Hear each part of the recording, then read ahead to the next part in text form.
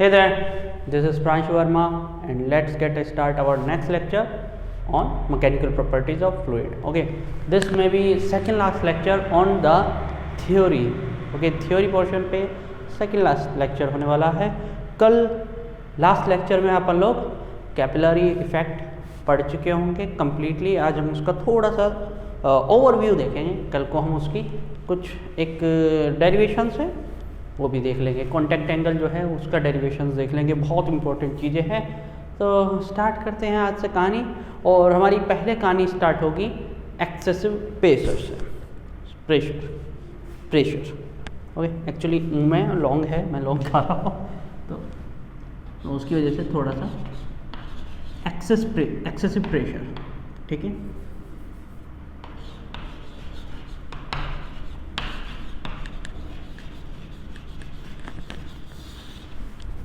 Actually देखा गया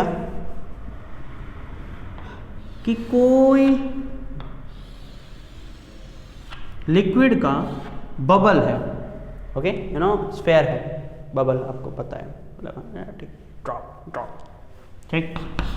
एक आपके पास लिक्विड की, किसी भी लिक्विड की, मैं यहाँ पे वाटर ड्रॉप लूँ तो ज़्यादा बेहतर है. आप अपने आप को इजीली कनेक्ट कर पाएंगे एग्जाम्पल से. Okay, so there is a water drop. Okay, and in a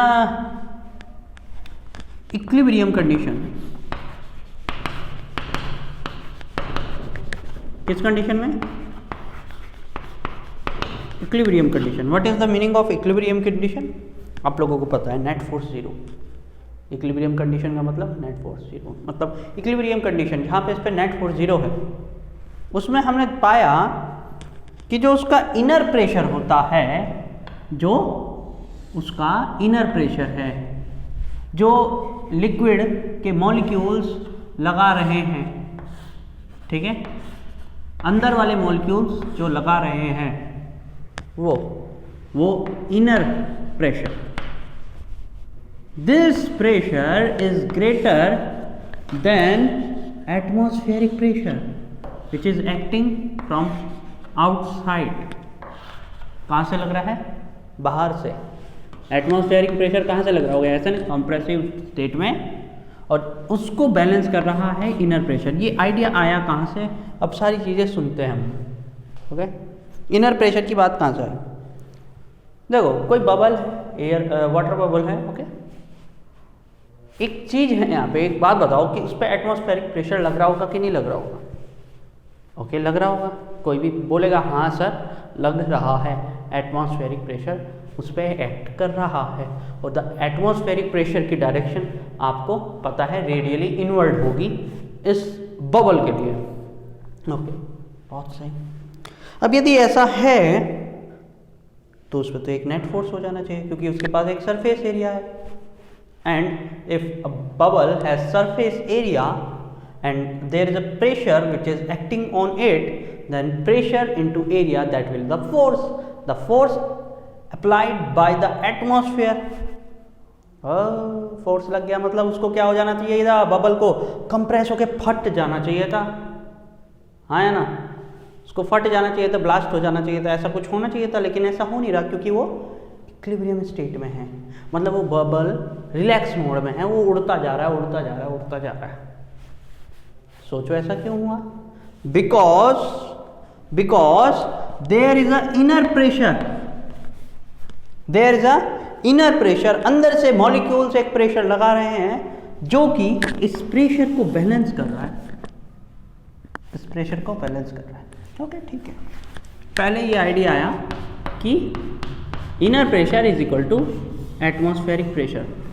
फिर किसी ने बताया कि नहीं पागल साइंटिस्ट, ऐसा नहीं होता. पूछा किसी ने, ऐसा क्यों, ऐसे कैसे नहीं होता? वो बोला कि भाई सरफेस टेंशन नाम की कोई चीज है कि नहीं दुनिया में? सब बोले हाँ है. तो यार सरफेस टेंशन तो है, लेकिन यहाँ पे क्या रोल आया? भाई सरफेस है, बबल का सरफेस है, सरफेस है ना, तो उस पर टेंशन लगेगी नहीं क्या? सरफेस टेंशन लगेगी नहीं? लगेगी. और उस सरफेस टेंशन की वजह से एक फोर्स आएगा. अब वो फोर्स कैसा होगा याद करो, सरफेस टेंशन का फोर्स क्या चाहता था, to decrease the surface area, मतलब वो एटमॉस्फेरिक प्रेशर का साथ देने वाला है, it going to support the atmospheric pressure and this will be the pressure applied by the surface tension, में PS बोल दे रहा हूँ उसको, this will be the pressure which is applied by the surface tension.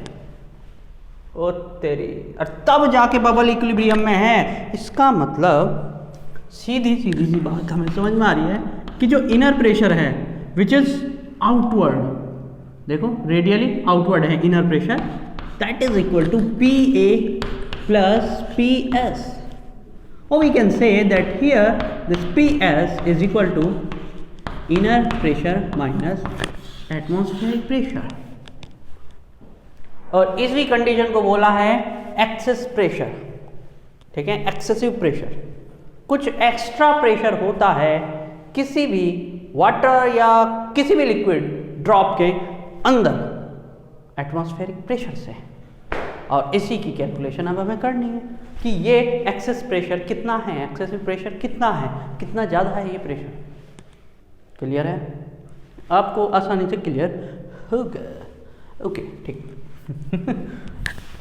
तो अब हम इसकी स्टडी करते हैं, इस PS की वैल्यू निकालेंगे सरफेस टेंशन की वजह से जो फोर्स आ रहा है, ओके, जो प्रेशर हो रहा है, सॉरी फोर्स मैंने बोला, हालांकि फोर्स तो डेवलप हो ही रहा है, लेकिन we are not talking about the force right now, we are talking about the pressure, okay, so again we are trying to draw the bubble, okay, bubble है, bubble है, bubble है। Let's see कि there is a atmospheric pressure, there is a atmospheric pressure which trying to compress it, which trying to compress it, okay, okay, and there is a inner pressure which trying to expand the surface area, clear हुआ, clear हुआ, which trying to expand the surface area, and due to the pressure difference between PA and PI, there is a pressure difference, okay, so यहाँ पे एक छोटा सा surface area में increment हुआ, ठीक है, सरफेस एरिया में थोड़ा सा क्या हो गया, इंक्रीमेंट हो गया, and this radius is R, if I am taking this radius is R, then this radius I am taking R plus delta R, that means this is delta R, the expansion in the radius of the sphere is delta R, clear, expansion in the radius of the sphere is delta R, okay, बहुत अच्छा। मेरे को ये बताओ कि if there is something like expansion or the displacement, if there is something like work, then there will be a expansion, यहाँ पे कुछ वर्क हुआ है ना, वर्क किसकी वजह से हुआ है, प्रेशर की वजह से हुआ है, inner pressure minus atmospheric pressure, उस प्रेशर डिफरेंस की वजह से एक एक्सपेंशन हुआ है, तो यहाँ पे एक वर्क डन हुआ है, और वो वर्क डन क्या होगा, फोर्स इनटू जितना डिस्प्लेसमेंट हुआ delta R, is it clear to you ना, या कैसे है, बहुत बढ़िया, चलिए, ओके, सो फोर्स, कितना फोर्स है भाई, याद करो कितना फोर्स है, फोर्स का फॉर्मूला कितना होगा जरा देखो, inner pressure into surface area minus atmospheric pressure into surface area, बताओ मेरे को हाँ या ना, बोलो हाँ या ना। भाई मैंने कैसे लिख दिया, force equal to pressure into area, याद करो हमने ये फॉर्मूला पढ़ा था ना, pressure equal to force upon area, so it goes towards, है ना, और PA इक्वल टू हो गया फोर्स, PA इक्वल टू हो गया फोर्स। अब देखो सरफेस एरिया पे लग रहा है, किस पे लग रहा है, सरफेस एरिया पे, कौन से सरफेस एरिया पे लग रहा है, स्फीयर की, स्फीयर का सरफेस एरिया कितना होता है याद करो, यहाँ से आप A कॉमन ले सकते हो, so that will become equal to pi minus pa into a delta r. You can write it like pi minus p naught या pa area of sphere, surface area of a sphere is equal to होता है 4 pi r square into delta r तो उसके साथ था multiplication में. Okay, so this will be the work done by the pressure. Okay, अच्छा ठीक है. जो भी वर्क डन होगा, the work done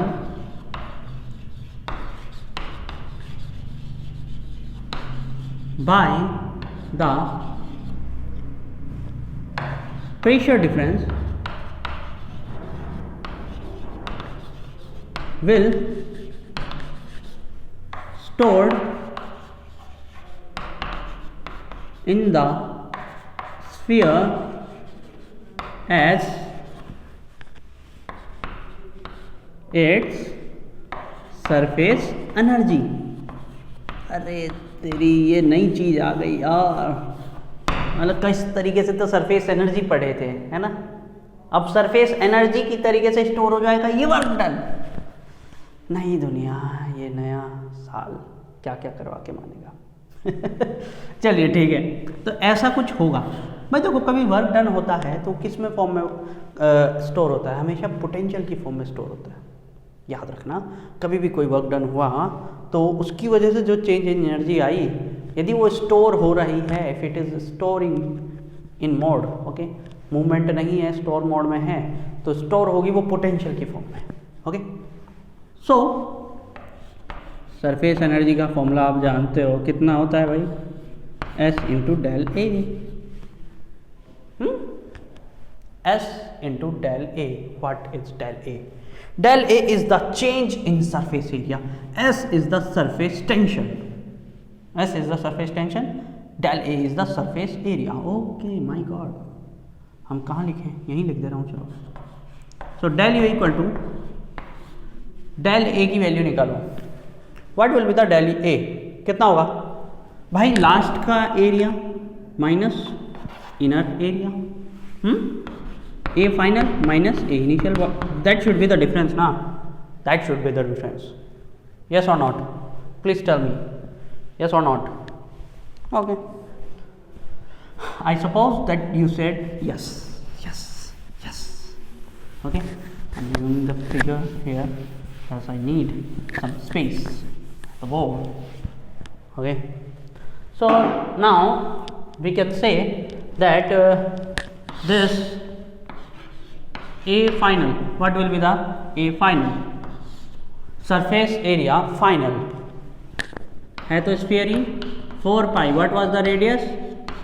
r plus del r and the square of it minus 4 pi r square. That was the initial radius. Okay, now open the square root. Square open करो, 4 pi common ले लो. Okay, so that will be u equal to s into 4 pi. I think so it will be r square plus del r square plus 2r del r minus 4 pi common ले लिया है, r square. Now r square and r square will get cancelled. Okay, so this will be del u equal to 4 pi s del r square plus 2 pi r del r.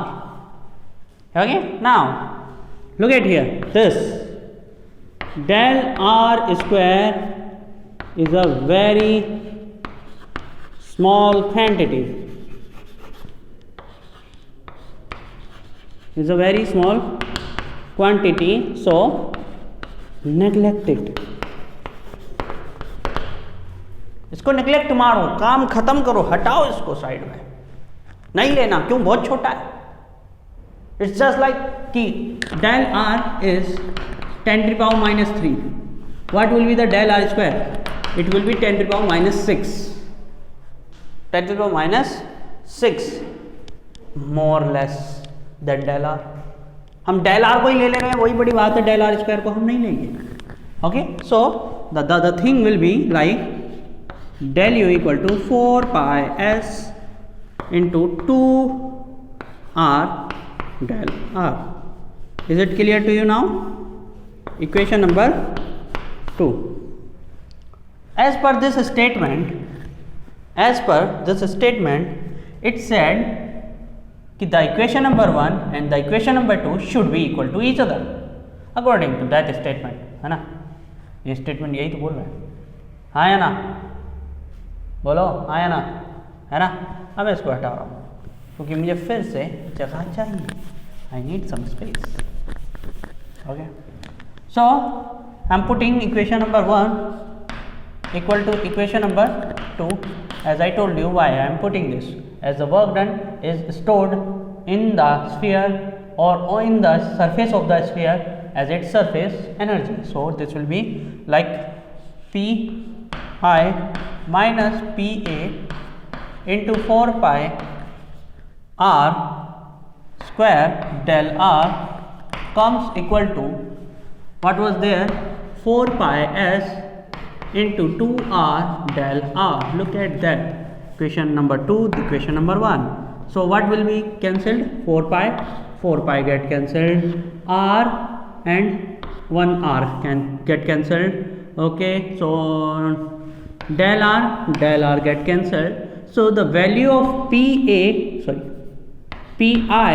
minus pa will become equal to, this 2 is remain, this s remains, and this r, 2s by r, and this is showing the excess pressure inside the bubble, liquid bubble actually, 2s by r. This is the, and this is called the surface, the pressure due to the surface tension. This is pressure due to surface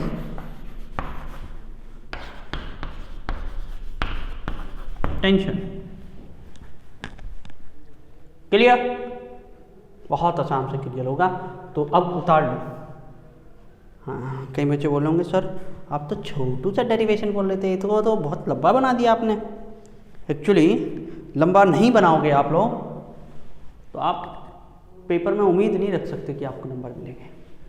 okay, so this was the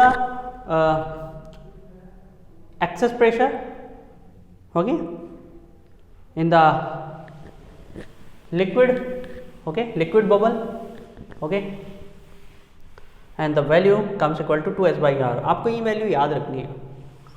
ठीक है, चलिए बात कर लेते हैं एक छोटे से टॉपिक पे, हालांकि बहुत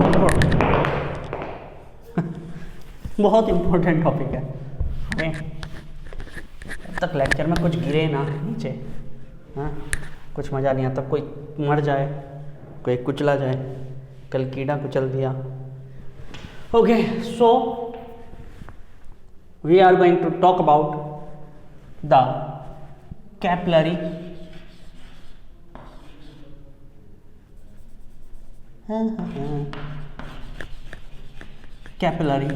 इफेक्ट के बारे में.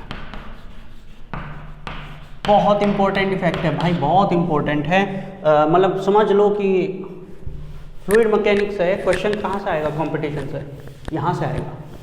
इतना इंपॉर्टेंट है. ओके, वैसे तो आप फ्लूइड मैकेनिक्स ऐसा टॉपिक है कि जिस टॉपिक को उठाओगे वहाँ से आपको क्वेश्चन मिल जाएगा कंपटीशन का. ठीक है, पास्कल वास्कल को छोड़ दो यदि थोड़ा सा, यदि उसको इग्नोर मारते हैं हम, तो उसके अलावा सारे टॉपिक ऐसे हैं जो कंपटीशन के हैं. इसलिए बहुत इंपॉर्टेंट चैप्टर है. यहाँ सिस्टम ऑफ पार्टिकल के बाद सबसे टिपिकल चैप्टर यही है. ठीक है, या मैंने शायद बताया था या नहीं बताया था, फिर उसे बता दे रहा हूँ. सिस्टम ऑफ पार्टिकल के बाद यही सबसे टिपिकल चैप्टर है.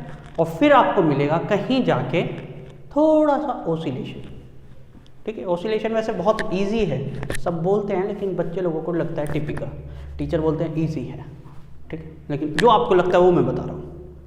क्योंकि थर्मल बहुत आसान है, थर्मोडाइनमिक्स उससे भी आसान है, काइनेटिक थ्योरी तो बच्चों का खेल है. ठीक, सर कुछ है भी, फिजिक्स को हम इतना टिपिकल बोलते क्यों हैं फिर? ठीक है, छोड़ो. कैपिलरी इफेक्ट क्या है और कैपिलरिटी क्या है, ध्यान से सुनो। ये पाया गया, ये एक इफेक्ट मिला हमें कि if I am taking some liquid in the tank, okay, in a container, उसमें कोई लिक्विड भर दिया, जैसे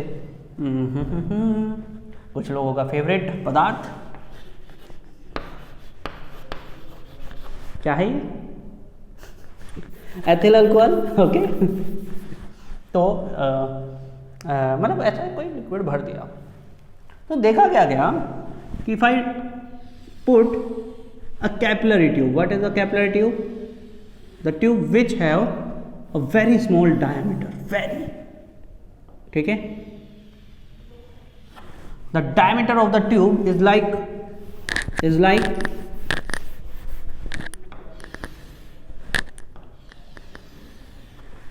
the diameter of the tube is just thick like your hair, one hair, एक हेयर तोड़ो उतना पतला उसमें स्पेस होगा इस ट्यूब के अंदर, समझ रहे हो ना, बहुत ही लीन है एकदम, ओके। ट्यूब थोड़ी मोटी होती है लेकिन उसके अंदर जो स्पेस होता है, जो उसके अंदर होल होगा, that hole will be very lean, okay. क्या देखा गया कि ऐसा हम डालते हैं यदि, तो इसमें लिक्विड राइज कर जाता है या फॉल कर जाता है। कभी कभी लिक्विड राइज करता है और कभी कभी लिक्विड फॉल कर जाता है, मतलब यहां पे चला जाएगा, ओके। अभी मैं सही से बना नहीं रहा हूं फिगर को, ये क्या याद रखना, इसमें एरर है, थोड़ी सी एरर है, कोई ज़्यादा खास एरर नहीं है। लो इसको मैं कर दे रहा हूँ, काफ़ी ठीक कर दे रहा हूँ, okay, and this will be like, okay, ऐसे, okay, यहाँ पे ऊपर की तरफ चढ़ेगा और यहाँ पे भी उसकी जो सरफेस बनेगी वो ऐसी ही बनेगी, कर्व, और यहाँ पे भी जो अंदर सरफेस बनेगी उसकी ऐसी ही बनेगी, कर्वेचर, ओके। ऐसा हुआ, अब सोचा गया, और पहली बात तो इसको बोल दिया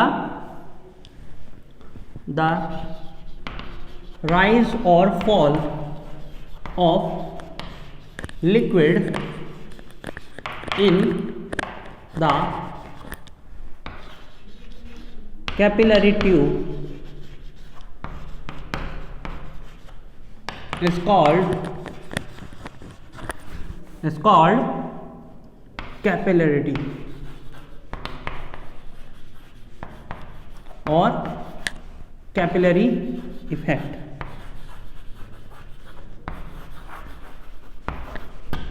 ओके। कैपिलरिटी या कैपिलरी इफेक्ट, कैपिलरिटी वैसे वर्ड ज़्यादा यूज होता है, okay.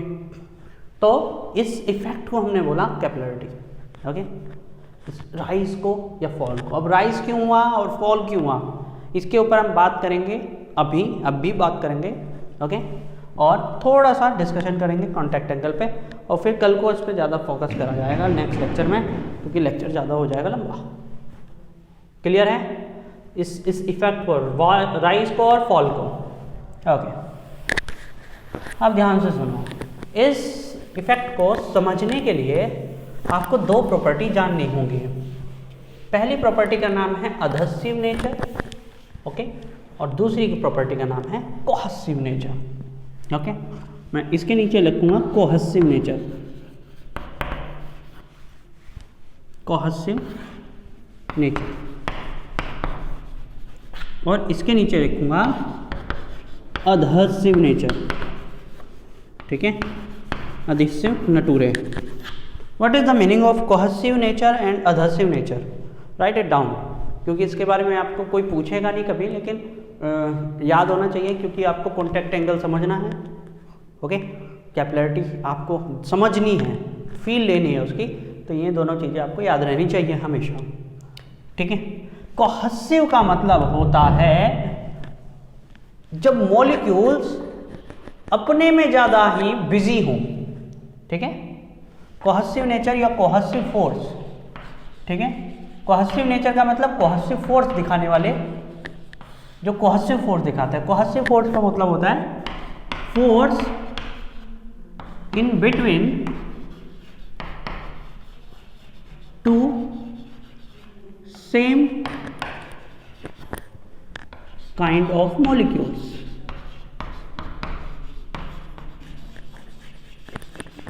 Same kind of molecules के बीच में जब कोई फोर्स लगता है, ठीक है, इंटरमॉलिक्यूलर फोर्स जिसको आप बोलते हो, ओके, तो उस फोर्स को हम बोलते हैं कोहेसिव फोर्स। जैसे कि H2O का एक मॉलिक्यूल है और H2O का दूसरा मॉलिक्यूल है, इन दोनों के बीच में जो फोर्स लगेगा उसको हम बोलेंगे कोहेसिव फोर्स, क्योंकि सेम काइंड ऑफ मॉलिक्यूल है, सेम काइंड ऑफ मॉलिक्यूल है, इसको हम क्या बोलेंगे, कोहेसिव फोर्स। ओके, यहाँ पे क्या है, adhesive. What is the meaning of adhesive force? Force between two different molecules, two different molecules, like सुनो, जैसे कि आपका हाइड्रोजन है, ओके, और जैसे ये कोई सॉलिड है, ये ट्यूब क्या है, सॉलिड है, ओके, तो किसी सॉलिड के बीच में, मतलब पीबी के बीच में, लेड का मान लिया मैंने इसको, ओके ओके, या कोई और सा ले लेते हैं, सिलिका के बीच में, ठीक है, तो ये सिलिका का C2O3 कुछ भी होगा ऐसा बना हुआ, ओके, तो ऐसा एक मॉलिक्यूल सिलिका का और एक मॉलिक्यूल वाटर का, तो दोनों के बीच में जो फोर्स लगेगा वो इंट्रामोलिकुलर फोर्स होगा, इंट्रामोलिकुलर। इसका मतलब क्या है कि दो अलग अलग मॉलिक्यूल्स के बीच में जो फोर्स लग रहा है उसको हम बोलते हैं अधेसिव फोर्स, अधेसिव। अब और चीजें सुनो, ध्यान से सुनते जाओ। जो अधेसिव नेचर दिखाते हैं, जो अधेसिव नेचर दिखाते हैं, दे डू वेट, वो वेट करते हैं, मतलब गीला कर लेते हैं किसी भी चीज को, लाइक वाटर है ना, वाटर वो गीला करता है हमें, ओके। और जो कोहेसिव नेचर दिखाते हैं वो क्या करते हैं, डू नॉट वेट, वो कुछ नहीं करते हैं, ठीक है, वो क्या करेंगे, आपको वेट नहीं करने वाले, गीला नहीं करने वाले। कैसे समझेंगे इस चीज़ को, कैसे समझेंगे? आप एक ऐसा लिक्विड लीजिए जैसे कि बहुत ही कोई स्लिपी लिक्विड हो, ओके, वो क्या करेगा, आपके हाथ से चुपचाप ऐसे स्लिप करके निकल जाएगा। वैसे तो पारा होता है, लेड होता है, पीवी, ओके, लेड को हम बोलते हैं, लेकिन लेड आपको मिलेगा नहीं क्योंकि वो पॉइजन है, ओके, आपको नहीं मिलेगा, अडल्ट आदमी ले सकता है उसको। जब लेड को आप हाथ पे करोगे तो वो स्लिप हो जाएगा आपके ऐसे जूम, वो आपको वेट नहीं करेगा, एक बूंद भी आपके हाथ पे नहीं रुकेगी उसकी, वो चली जाएगी। Why? Because in the lead, in the पारा, उसका कोहेसिव नेचर ज़्यादा होता है, कोहेसिव फोर्स वहाँ ज़्यादा होता है, अधेसिव फोर्स कम होता है। और अदर अपन लोग ले लें यदि वाटर को, तो वाटर का कोहेसिव फोर्स कम होता है, वो वाटर और वाटर के दो मॉलिक्यूल्स अपने आप में कम चिपकना चाहेंगे, ओके, कम स्टिक होना चाहेंगे, जबकि वो सॉलिड के साथ ज़्यादा कंफर्टेबल फील करेंगे, ओके, इसीलिए वो ऊपर चढ़ जाता है, ऊपर राइज कर जाता है, क्योंकि उसको चिपकना है ज़्यादा से ज़्यादा, ओके ओके। और यहाँ क्या होगा, उसको नहीं जाना उसके अंदर, जबरदस्ती जा रहा है तो वो क्या करेगा, फॉल कर जाएगा, बक मैं नहीं जाता, ठीक है, बाहर सरफेस ऊपर रहेगी, यहाँ पे नीचे रहेगा वो, ठीक है। तो इसको क्या बोलते हैं, कोहेसिव नेचर और अधेसिव नेचर। क्लियर है? इजी था, बहुत इजी था। अब जरा ध्यान से देखो, यहाँ पे कॉन्टैक्ट एंगल चीज टाइप का कुछ दिख रहा है क्या? नहीं दिख रहा? यहाँ से दिखाऊं, देखो सरफेस ऐसे नहीं है, ऐसे नहीं है, ऐसे है, ऐसे है, कुछ ना कुछ तो डिफरेंट एंगल बन रहा है सरफेस और सॉलिड के बीच में। जरा देखो क्या एंगल बन रहा है।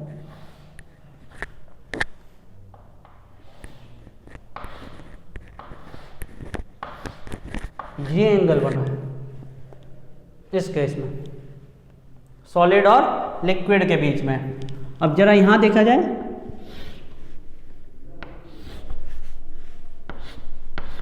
ये एंगल बन रहा है, जरा कुछ अलग अलग चीज दिख रही है यहाँ पे एंगल में। ये एंगल लेस देन 90 है और ये एंगल ग्रेटर देन 90 है। ओबे, ये तो अलग ही चीज है, हमने तो देखी ही नहीं, है ना। हालांकि पहली बात तो इसी एंगल को हमने क्या बोला है, कॉन्टैक्ट एंगल। कल को लिखाऊंगा मैं अच्छे से, आज बस बता दे रहा हूँ। इसी एंगल को हमने क्या बोला है, contact angle. Okay, angle between the tangent on the surface of the liquid away from the solid and the tangent on the surface of the solid towards the liquid। Confuse करने वाली definition है ना, कोई दिक्कत नहीं, परेशान ना हो, मैं सब कुछ बता दूंगा। अभी इतना बस सोचो, कॉन्टैक्ट एंगल, बस ये देखो कि एंगल बन रहा है कुछ, और कितना दिख रहा है, कभी किसी का 90 से ऊपर दिख रहा है, किसी का 90 से कम दिख रहा है। ओके, प्योर वाटर की बात करोगे, एकदम एग्जैक्ट प्योर वाटर की बात करोगे तो उसका कॉन्टैक्ट एंगल होता है 90 डिग्री, ना तो वो राइज करेगा ना फॉल करेगा। ओके, प्योर वाटर ना तो राइज करेगा ना फॉल करेगा, वो सिंपल रहेगा, स्ट्रेट। ओके, तो ये चीज़ देखी गई, और ये चीज़ देखी गई तो नई चीज़ सीखने को मिली हमें, और नई चीज़ आई हमारे पास कैपिलरिटी इफेक्ट। इसी को हमने कैपिलरिटी इफेक्ट बोला, और कॉन्टैक्ट एंगल के हेल्प से हमने इसको समझा। ओके, इसको हम सरफेस टेंशन के थ्रू भी समझ सकते हैं, लेकिन मैं आज ज़्यादा नहीं बोलूँगा। ठीक है, आप इस टॉपिक के बाद मज़े करिए, कल हम कैपिलरिटी पढ़ेंगे, लास्ट टॉपिक होने वाला है इस लेक्चर का, इस चैप्टर का। ओके, और फिर उसके बाद तो फिर मिलते हैं। Thank you everyone.